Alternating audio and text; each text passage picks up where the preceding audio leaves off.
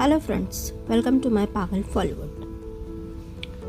आज हम बात करेंगे लता मंगेशकर जी के बारे में। भारत की सबसे लोकप्रिय और आदरणीय गायिका थी, जिनका 6 दशकों का कार्यकाल उपलब्धियों से भरा पड़ा है। हालांकि लता जी ने लगभग 30 से ज़्यादा भाषाओं में फिल्मी और गैर फिल्मी गाने गाए हैं, लेकिन उनकी पहचान भारतीय सिनेमा में एक गायिका के रूप में रही है। लता जी का जन्म मध्यम परिवार में हुआ था। पंडित दीनानाथ मंगेशकर उनके पिता थे और उनके पिता रंगमंच एलजी के कलाकार और गायक थे। इनके परिवार से भाई हृदयनाथ मंगेशकर और बहनों उषा मंगेशकर, मीना मंगेशकर और आशा भोसले सभी ने संगीत को ही अपनी आजीविका के लिए चुना। हालांकि लता का जन्म इंदौर में हुआ था, लेकिन उनकी परवरिश महाराष्ट्र में हुई। बचपन से ही गायिका बनना चाहती थी लता जी। बचपन में कुंदन लाल सहगल की एक फिल्म चंडीदास देखकर उन्होंने कहा था कि वो बड़ी होकर सहगल से शादी करेंगी। पहली बार लता ने वसंत जोगलेकर द्वारा निर्देशित एक फिल्म कीर्ति हसाल के लिए गाना गाया।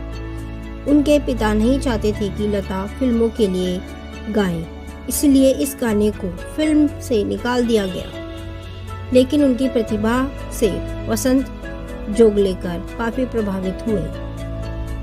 पिता की मृत्यु के बाद लता को पैसों की बहुत किल्लत झेलनी पड़ी और काफी संघर्ष करना पड़ा। उन्हें अभिनय बहुत पसंद नहीं था, लेकिन पिता की असमय मृत्यु के बाद लता को पैसों की बहुत किल्लत हुई, जिसके कारण उन्हें संघर्ष करना पड़ा। उन्हें अभिनय बिल्कुल भी पसंद नहीं था, परंतु पैसों की किल्लत के कारण उन्हें कुछ हिंदी और मराठी फिल्मों में काम करना पड़ा। अभिनेत्री के रूप में उनकी पहली फिल्म पाहिली मगला गौर 1942 रही, जिसमें उन्होंने स्नेह प्रभा प्रधान की छोटी बहन की भूमिका निभाई। बाद में उन्होंने कई फिल्मों में अभिनय किया, जिसमें माझे बाल, चिमुकला संसार, गज भाऊ, बड़ी माँ, जीवन यात्रा, माद, छत्रपति शिवाजी शामिल थीं। बड़ी माँ में लता ने नूरजहां के साथ अभिनय किया और उनके छोटी बहन की भूमिका निभाई आशा भोसले ने। उन्होंने खुद की भूमिका के लिए गाने भी गाए और आशा के लिए भी गाए। वर्ष 1942 में लता जी के पिता का देहांत हो गया था।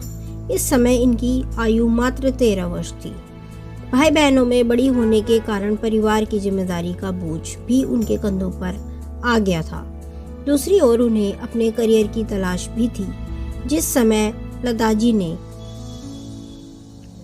गायिका के रूप में कदम रखा, तब इस क्षेत्र में नूरजहां, अमीर बाई, कर्नाटकी शमशाद बेगम और राजकुमारी आदि की तूती बोलती थी। ऐसे में उनके लिए अपनी पहचान बनाना आसान नहीं था। लता का पहला गाना एक मराठी फिल्म कीर्ति हसाल के लिए था, मगर वो रिलीज नहीं हो पाया। 1945 में उस्ताद गुलाम हैदर अपनी आने वाली फिल्म के लिए लता को एक निर्माता के स्टूडियो ले गए, जिसमें कामिनी कौशल मुख्य भूमिका निभा रही थी। वे चाहते थे कि लता उस समय फिल्म के लिए गाना गाए, लेकिन गुलाम हैदर को निराशा हाथ लगी। 1947 में वसंत जोगलेकर ने अपनी फिल्म आपकी सेवा में लता को गाने का मौका दिया। इस फिल्म के गानों से लता की खूब चर्चा हुई।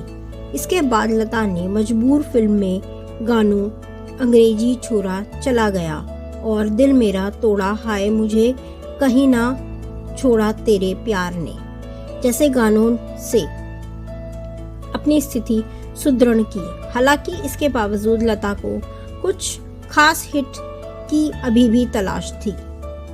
1949 में लता को ऐसा मौका मिला महल के आएगा आने वाला गीत से, इस गीत को उस समय की सबसे खूबसूरत और चर्चित अभिनेत्री मधुबाला पर फिल्माया गया था। यह फिल्म अत्यंत सफल रही थी और लता तथा मधुबाला दोनों के लिए बहुत शुभ साबित हुई। इसके बाद लता ने कभी पीछे मुड़कर नहीं देखा।